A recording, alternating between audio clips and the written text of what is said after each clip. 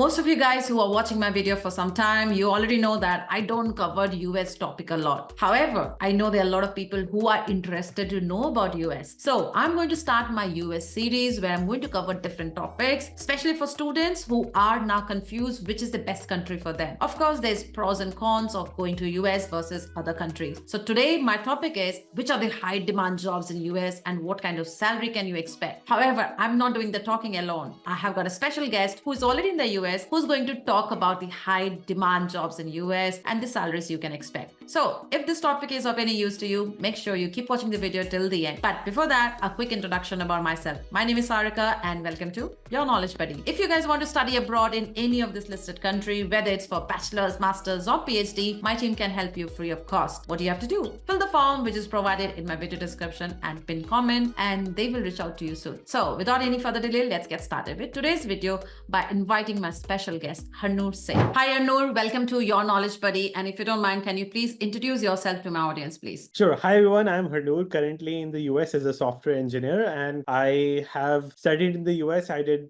undergrad and bachelor's 4 years ago, and I have been working as a software engineer from the last 4 years as well. Thank you very much for the introduction, Harnoor. And I believe you are the best person to talk about US. So today's topic for my audience is, what are the top jobs which are in demand in the US? Can you just list down those for my audience so that they can make a good decision whether to move to the US or not? Sure. Currently, there are many jobs in tech, which US is famous from since the IT boom in 2000s, 1990, and everyone knows that US has the highest salaries for IT, and that's what the whole generation has been pursuing, the Gen Z generation. In terms of IT, if we talk about the details, like the highest in-demand jobs currently are in AI, data scientist, machine learning engineer, and even software engineer, and then I'll say cloud architect, and then cybersecurity engineers. And these are like 5, 6 highly in-demand jobs from Valley to New York, to Austin, to Atlanta, wherever you want to stay in any IT city in America. These are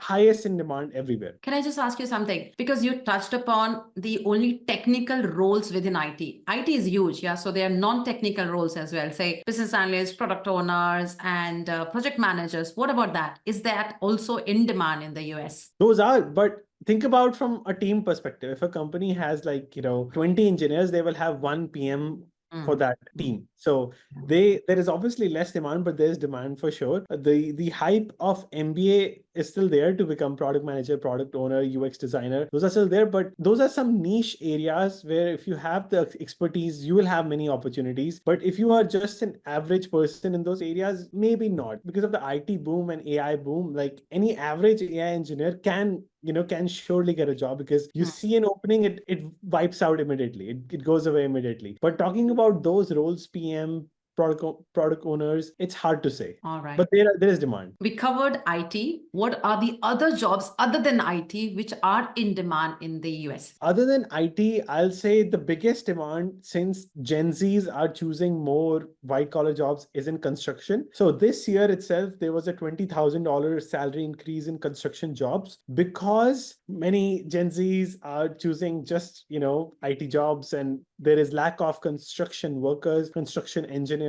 If anyone wants to pursue a job which has more demand and less supply, that will be in construction. So IT, construction. What about medical field? For example, doctors, nurses, healthcare staff, they are in demand across the world, including UK. What about demand in the US? I'll say demand is massive in the US as well, but it's very difficult. There is enough supply for medical staff in the US. That's why there is so many, especially I'll say for doctors, because I don't see currently any data for shortage of doctors, but definitely there is shortage more, I'll say, in Canada, which is heard, and there is more shortage in UK, I've heard, right? For medical staff. But in US, not so much, I've heard, because if the medical debt is one of the highest. For example, if you want to do BDS in the US, it's $200K a year, even in some colleges. So medical debt is one of the highest. There is enough people in the US who want to pursue becoming a doctor. Okay, so IT, we talked about construction, we talked about healthcare. Any other industry, like say, I have lots of students who are into finance, like finance and accounting. How is the job market in US? Sure. So for finance, there is definitely enough talent needed, but it's definitely once again a field where you have to be as good as you can. Like for example, CFA, which is very popular in US. If you have it, it definitely gives you an edge. It's not very popular in India, but these things like CFA, I've talked to quant engineer, quant analysts, and they are very much in demand and their salaries are skyrocketing. One of the highest paid profession is for quant developers and finance people. Similarly, in the UK, if someone is CFA, ACCA, ACA, AAT, or a CA from India, there's a huge demand. So I wanted to do a comparison. What is the demand in the US like? Phil, do you think, there's a demand? We talked about IT, we talked about finance, we talked about construction, we talked about healthcare. What about other industries? Other industries, like engineering, there's so many engineering, we don't talk about it. For example, environmental engineering, I don't know, I'm just saying, are there any engineering like civil engineering,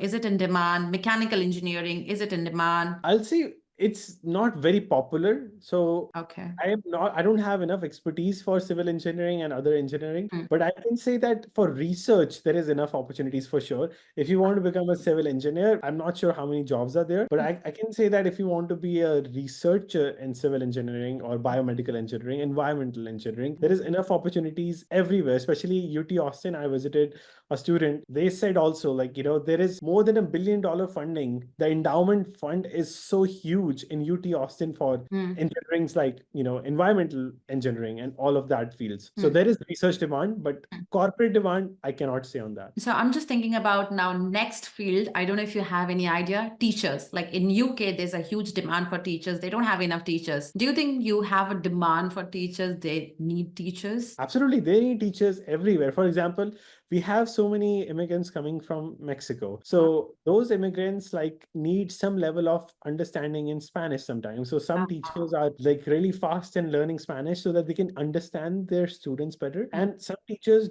maybe don't have that interest and maybe don't have those capabilities. Who are older, they cannot maybe learn Spanish easily to help them teach better. We definitely need a lot of teachers, but it's not a very high paid profession. It's one of the least paid profession, I'll say, in the US. We have many refugees. We need teachers to teach them. So it's very much in demand, but it's not very high paid. Anything from the transportation industry, like say, I know in Canada, there's a huge demand for truck drivers. Yeah. What is the industry like in US? Is it in demand, not in demand? It is highly in demand as well, I can say, because I have interviewed many truck drivers and I'll not say it's easy. There is definitely huge perks of becoming a truck driver. Not everyone can do it. So for example, talking about a normal married American, they cannot just go on a 10-day trip on a truck and leaving their family behind and just go out. They need young people in their like 20s to maybe early 30s, like who can do that. So not many people can do it. Not many Americans can do it who have a family lifestyle. So people who come from India who don't have like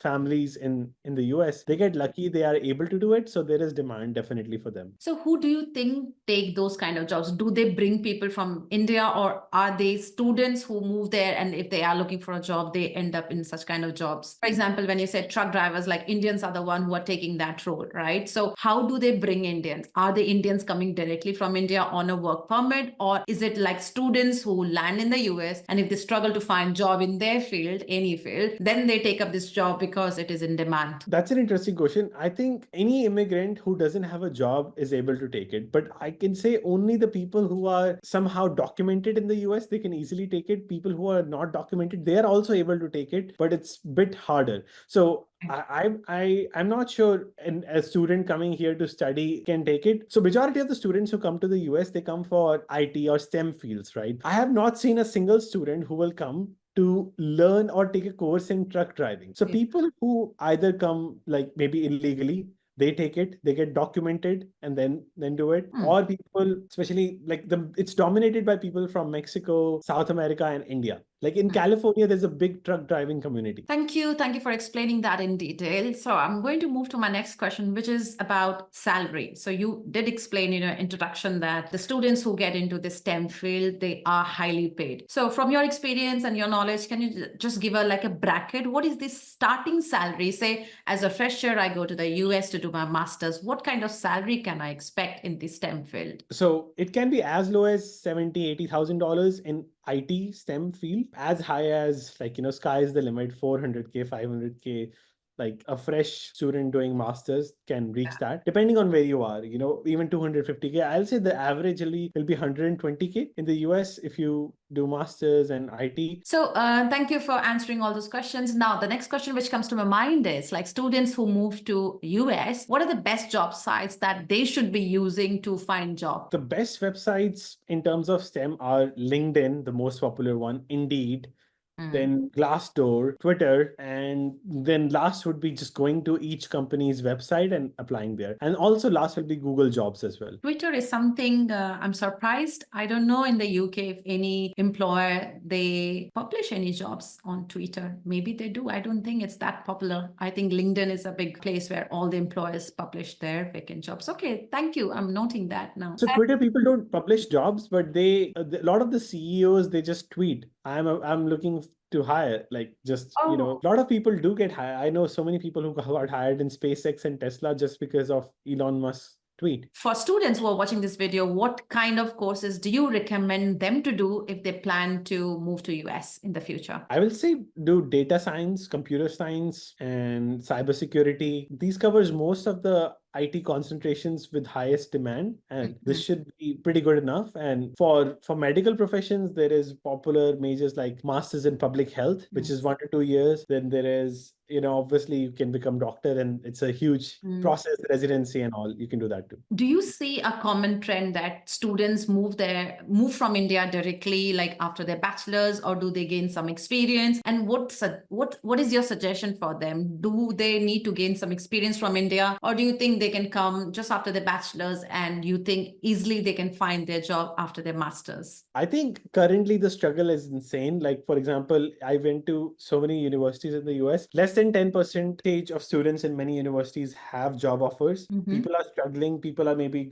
planning to get another master's or maybe go back, because currently job market is bad. Currently the highest demand is in AI and machine learning engineers. If you are able to have those skills, then you can be easily in, because the job market for software engineers is kind of less, because majority of the startups funding is currently going into AI companies. 40% of the startup funding went to AI companies and not as much into software companies. I think you already answered my next question. I was about to ask you, how is the job market in US right now? Because it's pretty slow in the UK and it's also slow across the world. And I knew not only UK struggling, I think it was all the countries, right? Do you think you made a good decision to move to US? I think absolutely. I think it was a perfect decision for me. I graduated at the right time when the job market was not that bad, but depends on which year students graduate. Their luck can define that for job market. So after you do your master's, I think there's something called as OTP, right? Which open work permit. Yeah, sorry. OPT. Yeah, OPT.